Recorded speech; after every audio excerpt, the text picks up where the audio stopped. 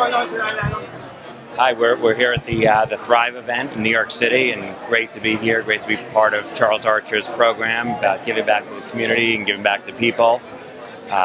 We're thrilled to have been invited here and be honored by an amazing organization. And really, it's all about people helping people, and that's what they do at Thrive, and that's what we do at Merchants Hospitality. And we're thrilled to be able to contribute and create some low-income housing for people and senior living facilities, and we hope that everybody joins the team and contributes to Thrive.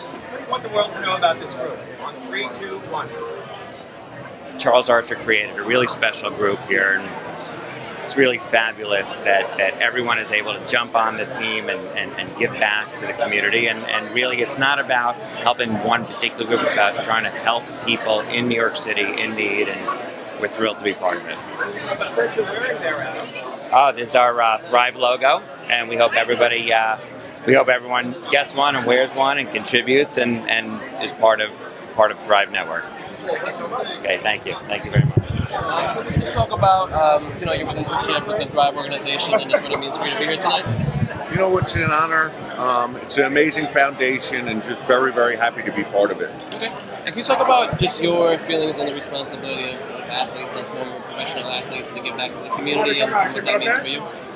It's, you know what, I believe it's part of the responsibility. We're very, very lucky and privileged to be athletes, to be out in the public, and I think it's our responsibility to give back, help the community in whatever way we can. Thank you very much. Thank you. Well, we're here at the Ainsworth Park, on the Lower East Side, and for a fabulous foundation tonight. And we're trying to get as many of the VIPs, but we've got the big man in news for CBS, Chris Raggi, with us. Chris, great to see you. I say VIP. I was looking around. I was waiting for security to take me away. No way. How you doing tonight? I'm doing great. How are you? It's great to see you again. Well, you know what? This is becoming a little bit of an old habit. You seem to be doing a lot in the philanthropy area, giving yourself, coming out to these functions. What's important about Thrive, and why are you here tonight? Well, I'd say, Charles, and seeing what he's done, Charles Archer, the founder of the Thrive Network, the last 20 years is incredible. When MJ, who's a friend of mine, had asked me to be involved, I jumped at the chance. Just some great people being honored here today that are doing some great work. I've said all along, all of us just need one person to give us a helping hand over the length of my career, and that's what this is all about. This is about, giving people that need the resources and need a little help or a little push, that kind of acknowledgement that, hey, I'm here for you. So, yeah. And it's so important that folks like yourself who are in the limelight, who have a platform, get a chance to come out and partake in this.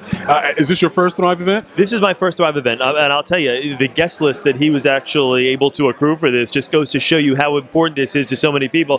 When you got a world champion like Steve Weatherford, who just came in the door here from the Giants, who's here. Tim Teebow's coming tonight. Letitia James, the public advocate, was here and received an honor before. So it's something that people know about. People want to be involved, and sometimes people are just waiting for the invitation, like me. And once I got the invitation, it was just nice to come aboard. Super. I can't let you go without asking a little bit about this political situation we're dealing with. Yep. With the campaign coming up, Joe Biden making the announcement finally today that he's not going to run. How do you think that affects the race? Well, I think probably the people in the Clinton camp are breathing a little bit of a sigh of relief. That takes away a little bit of the competition there, because I think you saw a lot of the preliminary polls that were saying that he was probably Biden before even making the announcement, was polling in about the 17 to 20% right there. You now take away that number, and that's a lot of voters, available voters, up for grabs. But once I saw that he was making the announcement in the Rose Garden today, usually that's a pretty good sign that he's going to sit this one out, which, it's late in the game. It's tough to assemble a ground force. That's the one thing that President Obama, to his credit, did back in 2008 and again in 2012. He had boots on the ground here stateside and got the vote out and got people to the polling stations.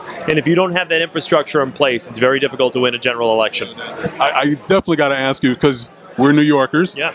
Donald Trump's in the race. Never thought it would happen, but what's been your assessment of his campaign so far? He's a bit of a lightning rod, as we know, but again, every time he says something that you think is going to offend a certain faction of the audience out there, and you say, well, that's going to do them in, or this is where the poll numbers are going to drop. The polls in the days after show that that has not been the case. So people are listening to him, that's for sure. And we'll see. I mean, as we get more specifics, I think it'll be very interesting to see where his campaign goes. No question. This is for Father and Sons, and we've got a real goal, a motto that we want to talk to young people, in particular millennials, people that are in a position like yourself. They wonder how can they get there. Just a little bit of career advice for young folks trying to get into journalism, trying to get into that communications field. My advice to people will be there will be a number of people that will tell you it's too competitive, there aren't enough available positions out there, get into this or get into that, don't do this, it doesn't pay, it's too many hours, you'll lose your family.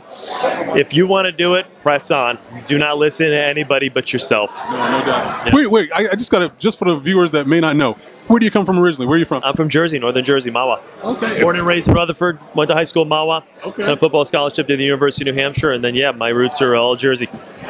Excellent. I went to Dartmouth in Hanover, close by. Okay. A family still there? Yeah, all in Jersey. Now, where were you at before you got into the New York market? Let's see, I got to retrace a little bit. So I started in Manchester, New Hampshire, working for WMUR there. I was in Hartford, Connecticut for 2 years. Entertainment Tonight out in Los Angeles for 5 years. NBC Sports nationwide for 4 years. And then I came to CBS in 2004. This distance between 2 points, it's a straight line. Thank you so much, Chris, for giving us a little bit of your time. Appreciate it. Enjoy the night. Thanks. I've never self-identified with being a pro football player. It's been more, how do I use that social platform that society places professional athletes on, and how did I help people? So very excited and very proud to be honored here tonight because that's what the Thrive Foundation is all about. It's helping people along their life's journey to be the best person that they can be the best version of themselves. And I think it's great to have role models and to look up to people, but I've always thought that you're doing yourself a disservice if you're comparing your chapter 4 to somebody else's chapter 20. It's all about being the best version of yourself that you can be in it, and it's about constant self-improvement every single day, improving yourself to have a goal and to have a vision of where you want to be in the future. It starts today, and it starts with improvement in your life and in the way you live it and your habits every day. Yes, you got it. NFL quarterback. He won the Heisman Trophy. He won a BCS National Championship while playing for the Florida Gators in college. He's been referred to by one NFL coach as the strongest human being that's ever played the position of quarterback. Since December of 2013, he's worked as a college football analyst. You see him on ESPN on the SEC network coverage, but I'll tell you, it's what he does off the field that has really set this man apart. He's raised funds for Uncle Dick's Orphanage in the Philippines. He's raised money for Shands Hospital Pediatric Center in Gainesville and a Disney trip for disadvantaged children. Tim launched the Tim Teebow Foundation with a mission to bring faith, hope, and love to those needing a brighter day in their darkest hours. You will not find a more generous athlete in the professional ranks. Ladies and gentlemen, please, a big round of applause for Mr. Tim Teebow.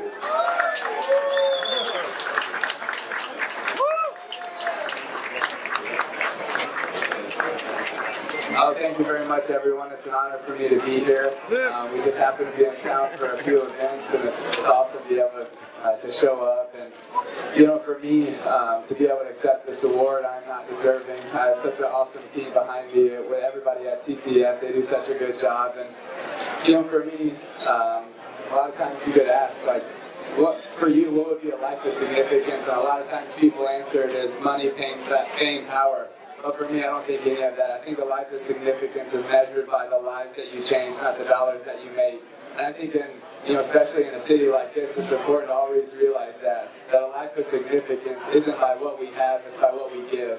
And for us at TTF, we're trying to make a difference in people's lives, and that's why our mission statement is what it is, to bring faith, hope, and love to those needing a brighter day in their darkest hour of need. And we do that any way possible. So thank you so much for this award. I really appreciate it. Y'all have a fantastic night. God bless you all. Thank you. Teebow time.